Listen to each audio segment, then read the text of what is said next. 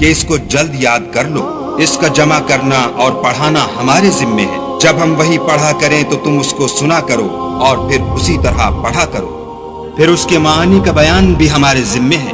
مگر لوگو تم دنیا کو دوست رکھتے ہو اور آخرت کو ترک کیے دیتے ہو۔ اس روز بہت سے منہ رونق دار ہوں گے اور اپنے پروردگار کے محو دیدار ہوں گے، اور بہت سے منہ اس دن اداس ہوں گے، خیال کریں گے کہ ان پر مصیبت واقع ہونے کو ہے۔ دیکھو جب جان گلے تک پہنچ جائے اور لوگ کہنے لگے اس وقت کون جھاڑ پھونک کرنے والا ہے، اور اس جاں بلب نے سمجھا کہ اب سب سے جدائی ہے اور پنڈلی سے پنڈلی لپٹ جائے، اس دن تجھ کو اپنے پروردگار کی طرف چلنا ہے۔ تو اس عاقبت ناندیش نے نہ تو کلام خدا کی تصدیق کی، نہ نماز پڑھی، بلکہ جھٹلایا اور منہ پھیر لیا، پھر اپنے گھر والوں کے پاس اکڑتا ہوا چل دیا۔